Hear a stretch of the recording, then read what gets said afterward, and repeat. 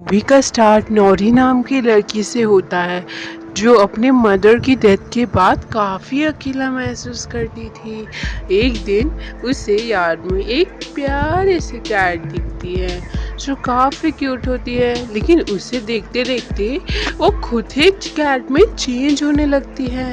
तो धीरे धीरे टाइम बदल जाता है और 6 साल बीत जाते हैं। नॉलेज तो अब बड़ी हो जाती है। उसकी एक दोस्त भी होती है और उसे लगता है कि वो मैजिक कर सकती थी। एक मैजिक स्कूल में जाने का डिसाइड करती है। दोनों जो उसकी एक दोस्त होती है वो फायर को कंट्रोल कर सकती थी और नॉरी कैट में चेंज हो सकती थी और किसी भी जानवर में। इसके बाद वो अपने सारे दोस्तों को बाय कहकर उनकी दोस्त कार की टीम के साथ मैजिक स्कूल जाते हैं, लेकिन वो कहता है तुम्हें अभी से मैजिक नहीं करना चाहिए। लेकिन इसकी बात को इग्नोर कर वो जाना शुरू कर देते हैं जंगल से उस मैजिक स्कूल में, जहाँ पर एक फिर वो बताती है कि यहाँ पर सबको अलग अलग 5 सेक्शंस में, पहले सेक्शन जो एनिमल्स के साथ बात कर सकते हैं, दूसरे जो अपने आप चीज़ों को बिना हाथ लगाए उन्हें खुद की ओर ले सकते हैं, एक जो फायर को अपने आप उड़ सकते हैं और फायर को भी वो जो जानवर में भी बदल सकते हैं। लेकिन और उन्होंने उनके ग्रुप्स में जाने को कहा, लेकिन उन्होंने कहा कि सबसे पहले उनका टेस्ट होगा कि वो इस ग्रुप में जाने के लायक है भी या नहीं। और उसके बाद वो टेस्ट करते हैं जिसमें सबसे पहले एक एक की बारी आती है, जिन्हें कैंडल को दूर से ही फायर से लाइट करना सब अच्छा करते हैं। लेकिन एलियट नाम का एक स्टूडेंट आता है जो फायर की जगह स्मोक निकालता है। इसके बाद एनिमल्स वालों की बारी है जिन्हें एनिमल में चेंज होना है। सब लोग एक चीज़ को बिना हाथ लगाए पकड़ लेते हैं और अच्छा ही कर रहे होते हैं, लेकिन जो नॉबी होती हैं वो कैट में चेंज होने का टास्क मिलने पर वो उस टास्क को कर नहीं पाती, बल्कि कैट में चेंज होने के बाद वो ड्रैगन में भी चेंज हो जाती है। इसके बाद सबको एक कार्ड मिलता है जिन पर उनके ग्रुप के साइंस होते हैं और उसके दोस्त को भी मिलता है, लेकिन नोमा को कुछ अजीब सा अनटू लिखा मिलता है और उसे एक अंडरग्राउंड रास्ता मिलता है जहाँ पर वो क्रिस के साथ जाती है। कार और नोमा दोनों नीचे जाते हैं। अंडरग्राउंड रास्ते में वो कहता है कि यहाँ पर तुम्हें मैजिक नहीं बल्कि नॉर्मल बच्चों की तरह नॉर्मल पढ़ाई करनी होगी। नोमा उससे अजीब तरीके से पूछती है कि ऐसा क्यों, और फिर तभी वहाँ पर मैडम वो आ जाती है हेड और उससे बताती है कि तुम लोगों का मैजिक ठीक नहीं है, इसीलिए कोई भी तुम्हें आसानी से बुद्धू बना सकता है और अपना शिकार बना सकता है, और उन्हें एक किताब दिखाती है। फिर उसने स्टोरी बताई कि एक बार ऐसे ही नॉर्मल स्टूडेंट को हमने ले लिया जो शैडो मैजिक के कारण मर गया। तब से हम ऐसे स्टूडेंट्स को मैजिक नहीं सिखाते बल्कि उन्हें स्ट्रॉन्ग बनाकर उन्हें मैजिक सिखाना चाहते हैं। फिर वो बताती है कि जल्दी आपकी मैजिक पावर भी ख़त्म हो सकती है, जिसे सुनकर सब स्टूडेंट्स वाकई डिसहार्ट हो जाते हैं। इसके बाद हमें नोमा की जो रिया दिखाई जाती है जिसकी क्लास टीचर उसे बता रही होती है सबको कि अब फेयरवेल फाउंडेशन होने वाला है जिसमें 2 बेस्ट स्टूडेंट्स को चूज़ किया जाएगा। सबसे पहले ऑडिशन होगा और बेस्ट स्टूडेंट्स को चुनकर सबके सामने मैजिक करने को बताया जाएगा। साथ ही साथ अब टीचर रैना को बुलाती है और इन कॉर्न्स को पॉपकॉर्न में बदलने को कहती है, लेकिन गड़बड़ में उसके पॉपकॉर्न बनते ही जल जाते हैं, जिसमें टीचर उसकी काफ़ी इंसल्ट करती है, जिससे रैना डिसहार्ट हो जाती है।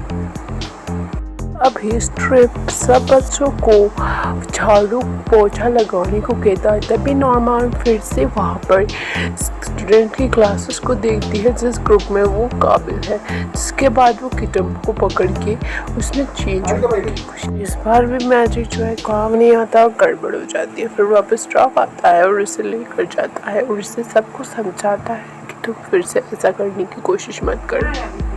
इससे ये भी बताता है इससे तुम्हें और साथ ही साथ सारे स्टूडेंट को भी खतरा हो सकता है। नोमा उसकी बात मानकर वहाँ से चली जाती है और लंच करने के लिए वहाँ पर जाती है, जहाँ पर सारे उसके बच्चे उनके पास खाना बाकी दोस्तों के साथ होते हैं। उन्हें वहाँ से करता देख रिया फिर स्टार्ट होती है और वो नोमा को देखती है और फिर रिया भी नोमा के पास जाना चाहती है। और अभी एक दोस्त अभी नोमा का काफ़ी अच्छा फ्रेंड बन चुका है, वो जब नोमा को वहाँ से रिया को वहाँ से आने देखता है तब वो उसे बताता है कि तुम्हारा दोस्त है। और तभी उसकी टीचर कहती है कि तुम वहाँ नहीं जा सकती। उसके बाद बेदिली से वो वहाँ से चली जाती है। फिर नोमा को इससे बुरा लगता है और फिर पेपा उन्हें बताती है कि हम जैसा मैजिक को नहीं कर सकते, इसकी वजह से उन्हें कोई भी हमारे पास नहीं आने देता। मामा उससे कहती है कि हम भी कुछ कर सकते हैं और हमें सबको प्रूव करना होगा और हम सीखना होगा और इन्हें पता चलना चाहिए कि हम भी अच्छी प्रैक्टिस करके डोसी नॉर्मास में बदल सकते हैं। सब सीनियर्स में शिफ्ट हो जाता है और एक सीनियर चंद्रा रैना को ही देख रही होती है, मानुस पर नज़र रख रही हो और दोनों ही अपनी मुश्किलों का सामना करते करते एक दूसरे को अकेला भी महसूस करती थी, क्योंकि वो हमेशा साथ रहती थी। एक स्टूडेंट रैना की क्लास टीचर को इम्प्रेस करके सहज मैच में शामिल हो जाता है और उसकी टीचर फिर से रैना को चांस देती है, लेकिन फिर से पॉपकॉर्न सही नहीं बनते। अब इसके बाद रैना स्कूल ब्रेक के वक्त बाहर निकल जाती है और फिर उसकी टकरार चंद्रा से होती है जो उससे घूर रही थी और चंद्रा उसे बताती है कि तुम भी अच्छे से अपने पावर्स का इस्तेमाल कर सकती हो, बल्कि मैं ही तुम्हें सिखाऊंगी। नेक्स्ट डे नोमा और रैना एक दूसरे को मिलते हैं और दोनों एक दूसरे को कोई टेंशन ना हो इसलिए सब झूठ बताते हैं कि वो दोनों भी काफ़ी खुश है। धीरे धीरे वो अब एक दूसरे की इसमें समझना भूल जाती है।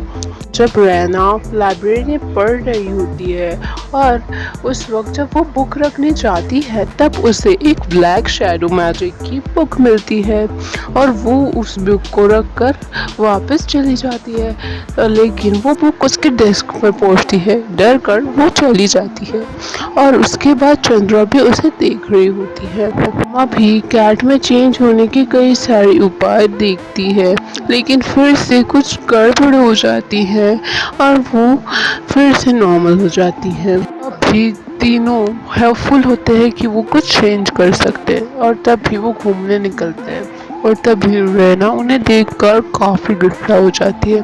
फिर उसे ब्लैक शैडो की मिलती है, फिर वो ओपन करती है को पीना पूछे से कई सारी ब्लैक कार्ड्स आना शुरू होती है। होने के बाद कार आ जाता है और कार उन्हें कहता है कि मैं उसे लेकर आता हूँ, तुम यहीं पर बैठे रहो। और वो कार वहाँ से चला जाता है, लेकिन ये उसके कार सुनते हैं और वो चले जाते हैं उसके पीछे। उसके बाद रैना हमें दिखाई जाती है जो अपना टास्क कंप्लीट करके पॉपकॉर्न सब परफेक्टली कुक करती है, जिसके बाद उसे वहीं पर नोमा जाकर वहाँ पर सर्च करती है और बिल्कुल ठीक तरह से इस बार वो कैट बन जाती है और बिल्कुल नॉर्मल। लेकिन वो अचानक से उसका बैलेंस बिगड़ जाता है, कंसंट्रेशन, और वो फिर से अजीब से क्रिएचर में बदल जाती है। फिर उसे ना अपनी फायर से उसे बचा लेती है और उस पर अटैक करती है और उसी से नोमा तो नॉर्मल हो जाती है, लेकिन किसी को समझ नहीं आता कि एक्चुअली हुआ क्या था। इसके बाद काव वहाँ पर पहुँचता है और वो सब उससे कहते हैं कि काव, अगर इसके बाद तुमने इन्हें संभाला नहीं तो तुम्हारी नौकरी चली जाएगी। और फिर वो है कि इसके बाद ऐसा नहीं होगा।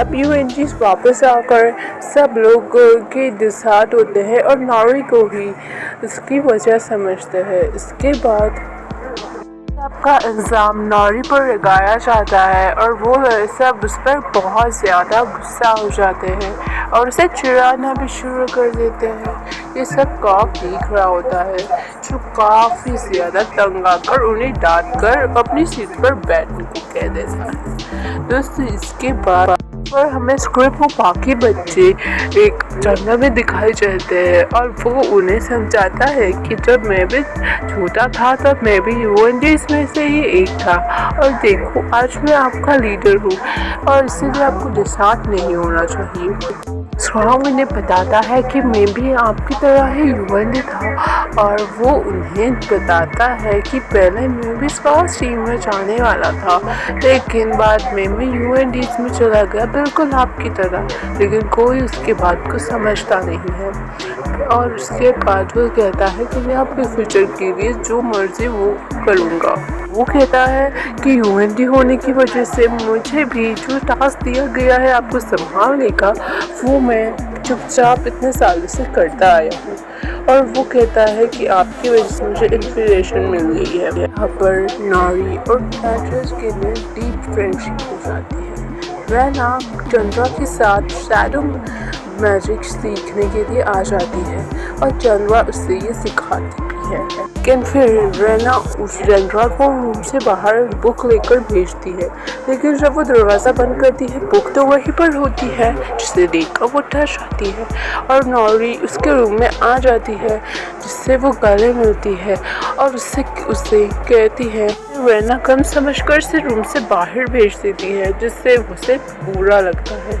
इसके बाद वो सब बहुत कड़ी प्रैक्टिस करती है और काम इन्हें सिखाता है अपनी पावर्स को कंट्रोल करना और स्ट्रॉन्ग बनना, और सब बहुत ज़्यादा कोशिशें करते हैं और उनकी कोशिश अभी थोड़ा रंग ला रही थी, और धीरे धीरे सब कामयाब होना शुरू कर देते हैं। और फिर वो इनमें से सब लोग कामयाब होना शुरू हो जाते हैं। दोस्तों फिर इनमें बेस्ट फ्रेंड रिलेशनशिप भी हो जाती है और सब बॉन्डिंग भी हो जाती है। लेकिन रेना सब में से अकेले बैठे हुए चंद्रा उसके पास जाती है और रेना उस पर गुस्सा करती है। सब उसकी तरफ देखते हैं और चंद्रा उसे बताती है कि तुम्हारे अलावा मुझे तो कोई भी नहीं देख सकता, और वहाँ से वो चली जाती है। सबके क्वेश्चन का आंसर देने की बजाय वो वहाँ से चली जाती है। रेना के पीछे पीछे चंद्रा आकर इस पर ब्लैक मैजिक से पोजीशन कर देती है, जिससे वो काफ़ी ज़्यादा पावरफुल बन जाती है। जिसके बाद जब नॉरी वहाँ पर आती है तब वो उस पर काफ़ी ज़्यादा ज़ोर से अटैक करती है, जिससे घबरा कर वो यूएनडीज के पास जाती है और उन्हें बताती है कि हमें जल्दी से सबको इस ब्लैक शैडो मैजिक के बारे में पता देना चाहिए। और फिर स्कार्फ कहते हैं कि अब हम ही फाउंडेशन के दिन उसको ब्लैक मैजिक से छुटकारा दिलवाएंगे। इसके बाद से ब्लैक डे के दिन वो बेकाबू हो जाती है और सब उसको अपने पावर से लड़ना शुरू कर देते हैं, लेकिन सब नाकामयाब हो जाते हैं। वो तो और स्ट्रॉन्ग एंड पावरफुल बन जाती है। उसके बाद यूएनडीज की एंट्री हो जाती है, जिनके आने पर टीचर उन्हें डांटती है, लेकिन उसके बाद वहाँ पर एटिना पावर से उसे थोड़ा सा वीक कर देती है। एल्बस अपने स्मोक से उसे हराता है। एल्बस उसे उड़कर कंफ्यूज करता है और नॉर्मान खुद उस एक दिल में चेंज कर उसको बुरी तरह पीटती है। नॉर्मा उन्हें जाने से रोकती है क्योंकि इससे उन्हें और रेना दोनों को नुकसान पहुंच सकता था, और उसके बाद वो वापस अपने नॉर्मल रूप में आकर उसे समझाने की कोशिश करती है। नॉर्मा उसे खुद पर काबू पाने को कहती है तो वो फायर बॉल से उस ब्लैक शैडो को हटा देती है, जिसके बाद वो अपने असली फॉर्म में आ जाती है। इससे हमें ये समझ आता है रूल हमेशा लूजर्स नहीं रहते, उनमें भी चेंज आ सकता है। इसके बाद हमें लास्ट सीन्स में दिखाया जाता है कि सब यूएनडीज अपने अपने ग्रुप्स में हो गए हैं, और उसके बाद यूस्कस का लीडर स्कार्फ बन जाता है और एल्बस भी लीडर बन जाता है और साथ ही साथ एना भी, और उसके बाद इस स्टोरी की हैप्पी एंडिंग हो जाती है। मामा भी एक लीडर बन जाती है। साथ ही साथ सबको वो हंसाती थी और उसके साथ साथ अलग अलग फॉर्म्स में भी आया करती थी। यहीं पर मूवी एंड होती है।